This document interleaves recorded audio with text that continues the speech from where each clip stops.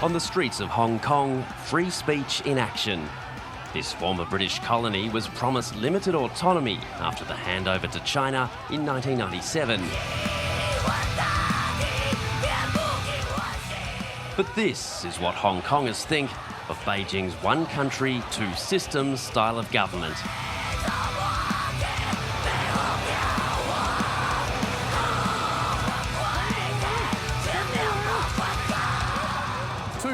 People took to the streets here to push back against Beijing's efforts to exert greater control.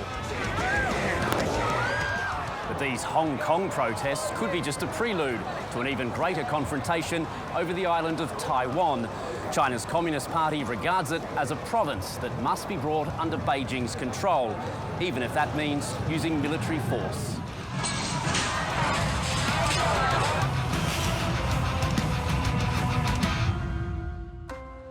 如果有人胆敢把台湾从中国分裂出去，中国军队别无选择，必将不惜一战。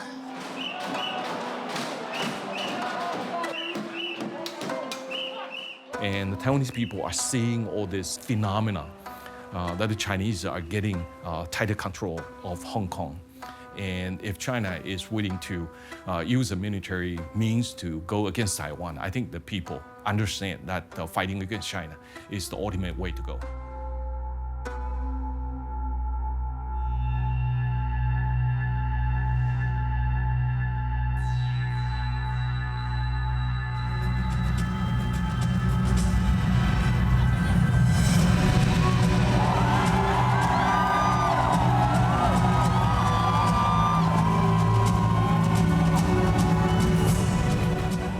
A new generation of Taiwanese nationalists don't want to sing along to a tune written by Communist China.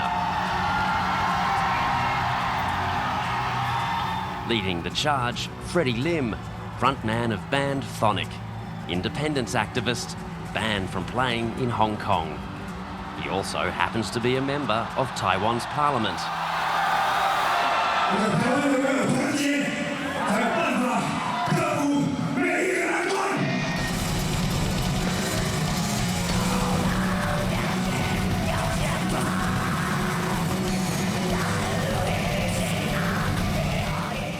They're dancing ever closer to the so-called red line. To cross it, by Taiwan declaring independence, is to invite military invasion. Now the communist leaders in Beijing are confronted by death metal diplomacy. I try to let China and the world understand what the young people in Taiwan thinking. Maybe it will piss China off.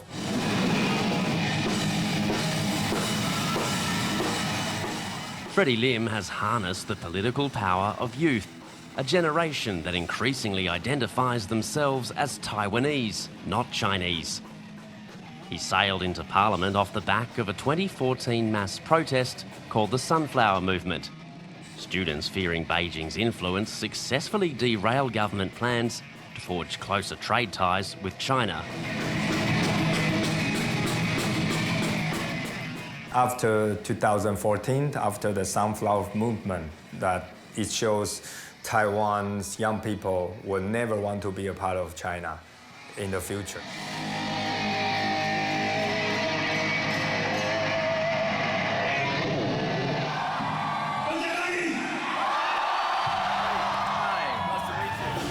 What does it feel like to you to be on that stage in front of all those people?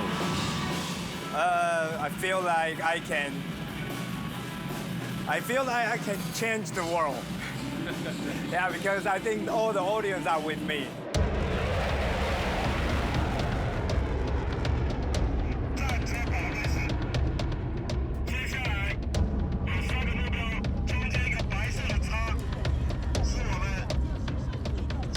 On a Taiwanese beach, final preparations for a very different kind of performance.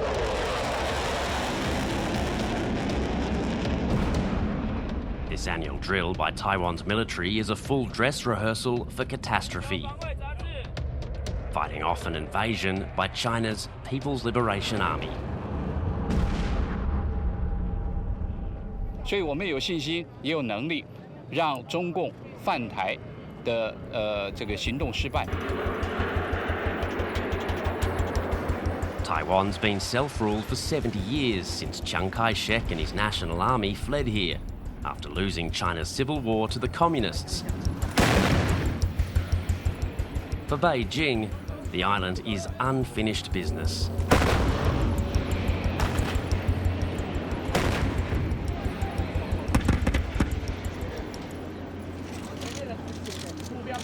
Conscription is being replaced by a professional volunteer force. Behind the scenes, some of the next-gen troops don't appear too battle-ready. Much of this hardware is now outdated, the troops outnumbered. The US is promising billions of dollars worth of new tanks, fighters and missiles, but they'll still be no match for China.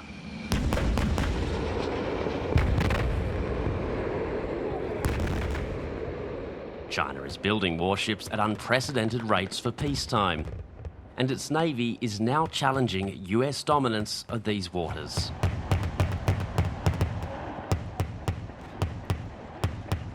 This is all about showing Beijing that if they ever did really try to invade this island, it would be brutal, it would be bloody, and there would be a massive economic and political price to pay. But this is just one aspect. There's also the hearts and minds. And the reason I've come here is to answer the question, do the people of this island have the will to keep withstanding China's pressure?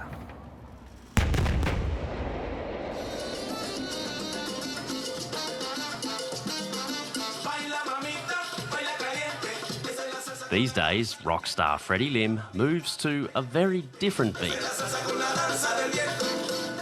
It's campaign season. He's up for re-election in 2020 and needs to bridge the generation gap. 感谢我们最漂亮的邱里长，还有咱所有现场的咱的林长兄、林长姊啊，还有咱的志工好朋友，大家晚大家好。Most of the young people, they recognize me because I'm a singer in a rock band. And older citizens, they recognize me because I'm a politician. And also I'm a judge in a talent show in Taiwan too. So yeah, most of the old people, they like that show. As an independent, Freddie is part of a coalition that supports the ruling Democratic Progressive Party, a government cautiously balancing support for independence with the dire consequences of pushing China too far. So if you just take a seat there. Joseph Wu is Taiwan's foreign minister. If you believe in democracy, I think the people here already say we are not interested in unification with China.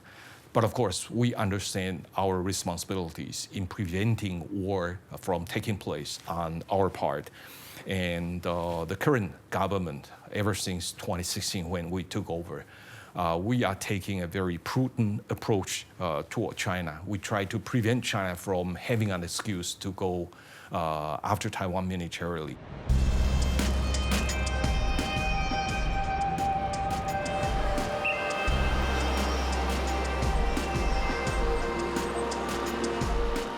On the streets of the capital, Taipei, a reminder of Taiwan's insecurity.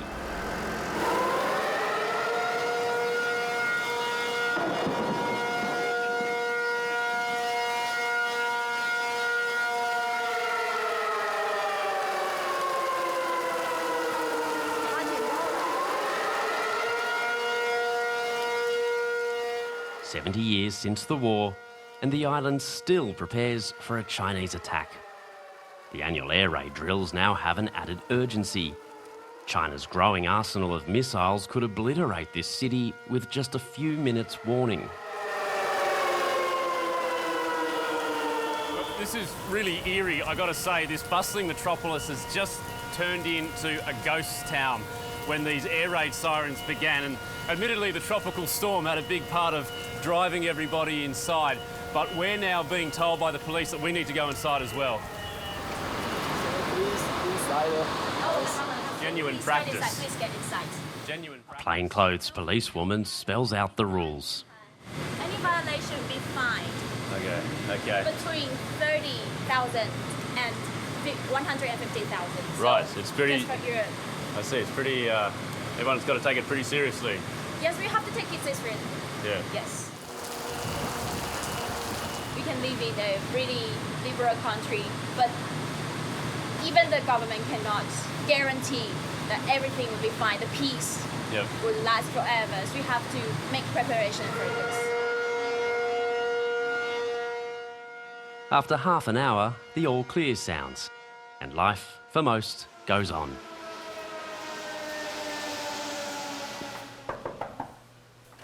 Hi, come in. Freddie. Hi.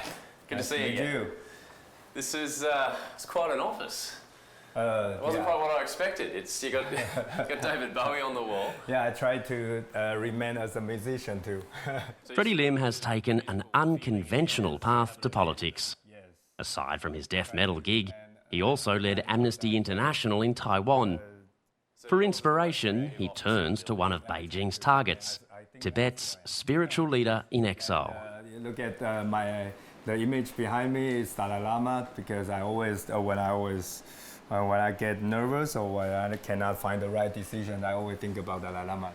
So you've got a rock star background, the Dalai Lama on your wall. Yeah. What on earth do you think in Beijing they make of you?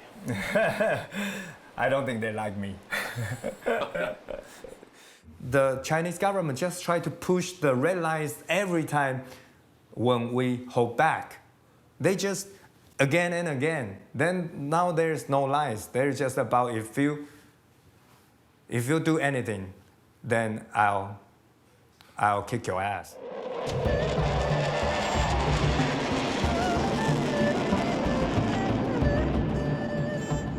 Freddie Lim says the immediate threat comes not from Beijing's soldiers storming up these beaches, but from Taiwan's open, freewheeling media.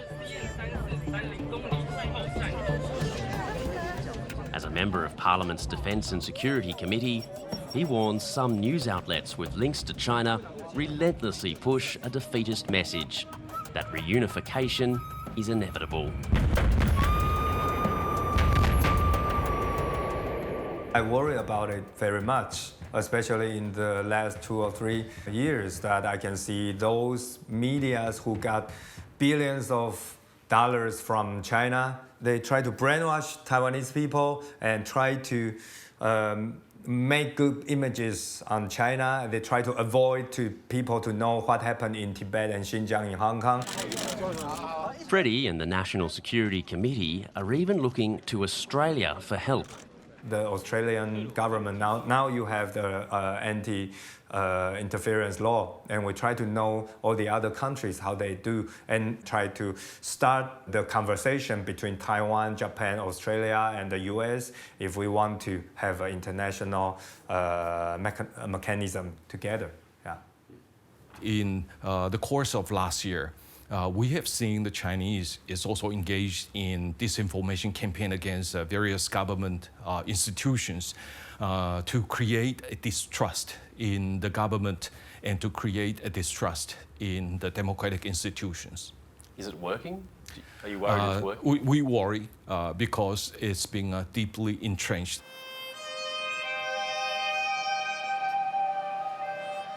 There's no doubt that Beijing is waging an intense hearts and minds campaign here, where, according to the Taiwanese, the weapons are fake news and lots of mainland cash.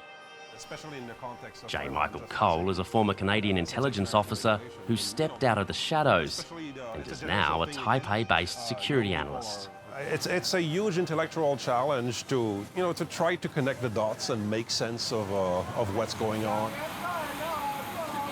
Disinformation is certainly an area where the Chinese have been very active. Content farms or content mills that employ individuals who generate disinformation. And then that disinformation gets recycled by traditional media in Taiwan that are seen to be pro-Beijing. And then that enters a bloodstream in Taiwanese media environment and can favor certain politicians in elections, for example, or create confusion about the current leadership in Taiwan, the state of the economy, the workability of democracy, notions of inevitability when it comes to unification, futility of resisting Beijing.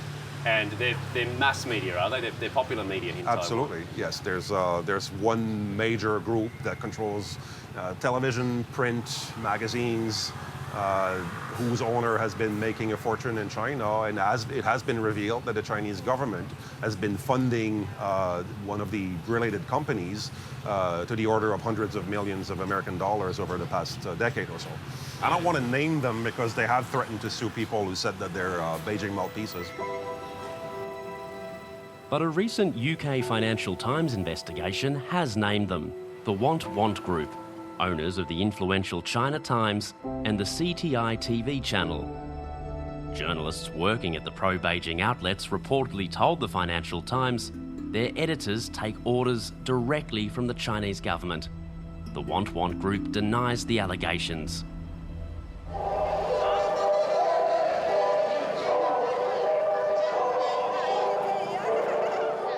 Not everyone is so worried about China's influence. These local communists actively welcome it. It's a big day out for what has long been a fringe element of Taiwanese politics.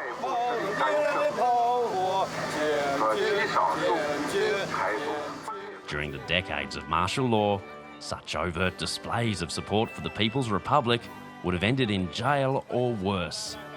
Now they're emboldened by Beijing's increasingly muscular nationalism. 台湾是中国不可分割的一部分啊！台湾自古以来就是中国的一个神圣领土，台湾人本身就是中国人。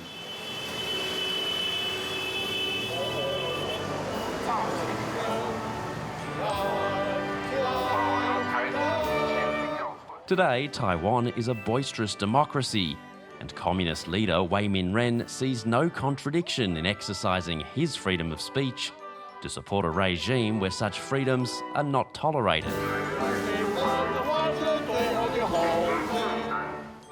现在全世界对我们中国共产党也是一样的抹黑污蔑，不是吗？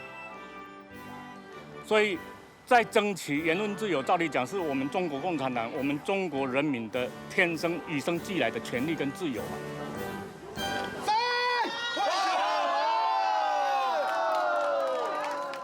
Wei Min-ren declares he'd be the first to support any communist troops that land here.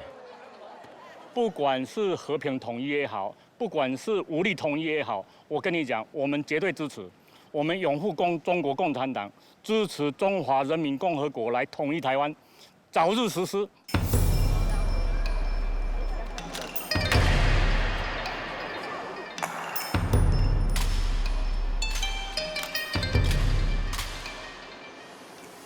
Political symbolism is everywhere in Taipei. The nation still pays homage to its founding father, Chiang Kai-shek, who fought the communists for decades. But the days of his hardline rule in Taiwan are long gone. Now Beijing has to contend with the unpredictability of Taiwanese democracy and the freedom to protest. Like this tribute to the unknown tank man from 1989's bloody Tiananmen Square crackdown in Beijing. Airbrushed from China's official history, it's a lot for mainland tourists to take in. 这个你知道是什么呢？这个我刚才有疑问了，是不是搞一个解放军的坦克在这里呢？应该是有那个81天那个，跟政治有关。对，跟那个8周年的这个天安门广场的这个事情。 啊，但是我不知道大陆的游客了解不了解？不了解，不了解。因为问号很大呀，为什么摆这个东西在这里？这个是极端反动的。89年是属于反恐，反恐。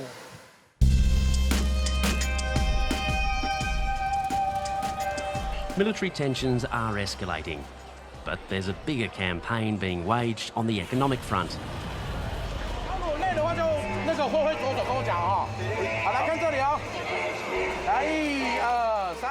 Last year, China-Taiwan trade was a staggering $150 billion US. One Taiwanese company employs more than 1 million workers in mainland factories making mobile phones. Put simply, it would cost both sides a lot if Beijing ever went down the conflict route. Military drills and air raid sirens can bring cities here to a halt. But for most people, the threat of war with China just doesn't seem like a priority. It's the hip pocket issues people talk about, the economy. But there is another part of Taiwan where people can literally see the power of China rising in front of them. And for them, the consequences of a conflict would be very real and immediate.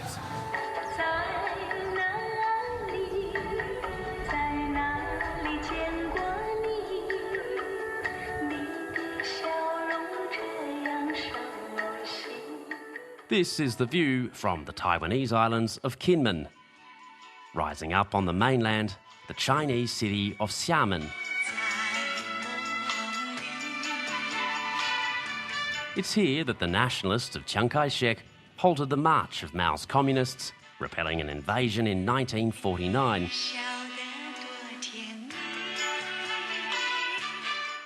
But the communist threat loomed large for decades. The people and soldiers here quite literally dug in. Drifting out from old propaganda speakers pointed at the mainland, the soundtrack of Kinmen's past.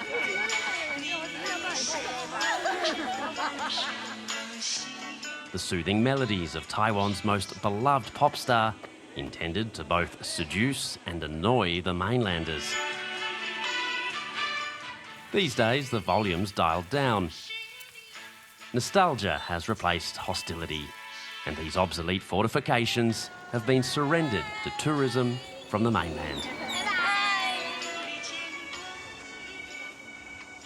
It's a little bit hazy today, but that's China, just 5 kilometres away, the city of Xiamen. Millions of people. China's influence here is growing really fast. They've just built a pipeline to pump fresh water from the mainland to Kinmen. Now, the government in Beijing is offering to build a bridge linking the two. Taiwan's government, not surprisingly, has said no thanks. As relations thawed in 2001, a local special status deal was struck, allowing citizens from both sides to cross here easily. Today, mainland day trippers come over to stock up on duty-free booze and cosmetics, although China's now moving to curtail tourism to put an economic squeeze on Taiwan's government. For mainlanders, there is the chance when they are here to wander the streets of an older, traditional China that's fast disappearing back home.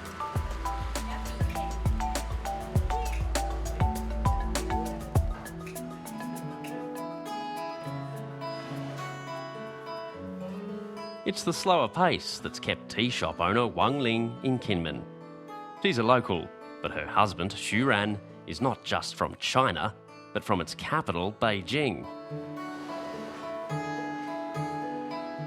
我小的时候，在我18岁以前，其实金门这个地方是跟中国大陆是非常近的，所以在我小的时候，我知道2个不同的政府，可是我不觉得我们是不一样的。对，所以现在对我来说，我就当然不会说我自己是中国人，因为我开始知道什么叫做中国人。对，所以我现在自己的认同就会觉得我是个台湾人。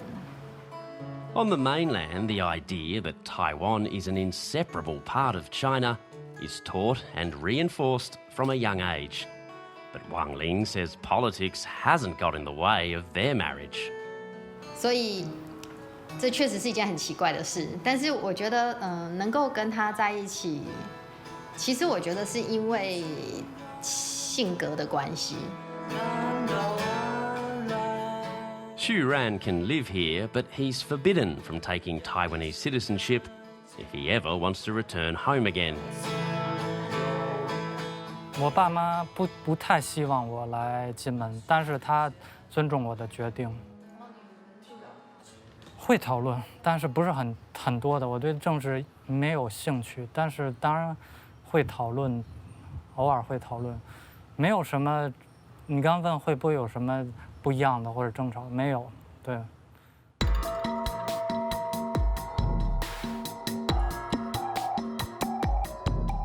Kinmen still has a very traditional feel to it. The lion dance brings fortune and good luck, and people here want that to continue.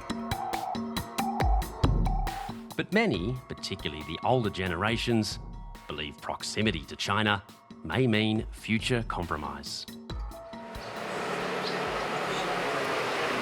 How do you feel in a part of Taiwan with the Chinese flag everywhere? Actually, I don't like that. I know it's some elders. He did that, and he think it symbolizes peace. But I don't think peace is not that easy. Right. Yeah, but the elder people think it's okay. It's not necessary because they really don't want the battle again. So it's a generational split. Yes. Yeah. A cargo of newsmen is flown into the hottest spot on Earth, Quemoy Island off the Chinese mainland. No sooner landed, the reporters take to the hills and relative safety. In 1958, China attempted to level this place, also known as Quemoy, firing nearly 500,000 artillery shells in 1 month. This way to the bomb shelter, a much frequented chamber for residents of Quemoy.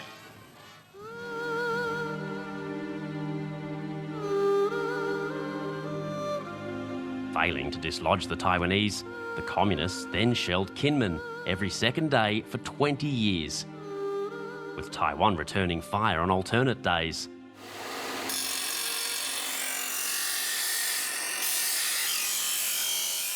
Look at this. The shell. Yeah. Are these original shells from Yes. the 60s and 70s? Yes. Bizarrely, many of the communist shells weren't armed with explosives, but propaganda messages, creating a new cottage industry, making knives. That is so heavy. I can't believe so that. heavy. And so these have been dug up from the island. Yes. Locals say the shelling only stopped in 1978, after the US severed diplomatic links with Taiwan and recognised the communists as China's legitimate government. Cut the shell into the small piece. Like this? Yeah, like this Right. thick. Yeah. And then they will hit it and then Feed it into shape. Yes, then it will become like this. Right. Is it good quality? 质量好吗? Of course. Very good.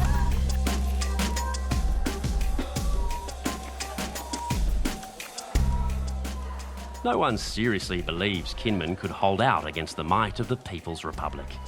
But without firing a shot, China's economic might and the island's proximity to the mainland means Beijing has in one sense already prevailed here.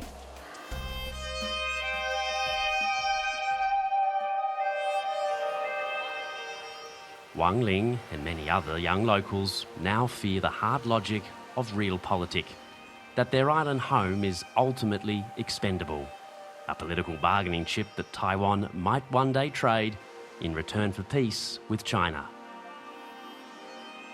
会当成一种妥协的一个筹码给别人。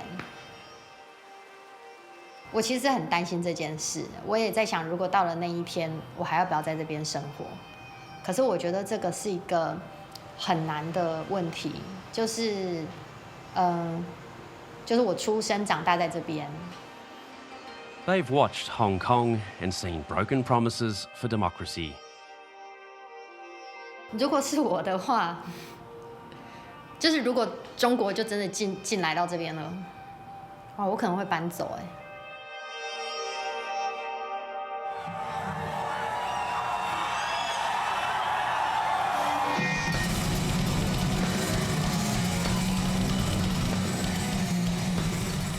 But Freddie Lim and his fans aren't going anywhere. And each year, Chinese pressure grows, bringing the dilemma ever closer. To compromise with Beijing or risk conflict by asserting Taiwan's independence. The people like me, we have no choice. We can't give up because the Taiwan is our home. We have no anywhere where to escape. We just have to try to protect our way of life.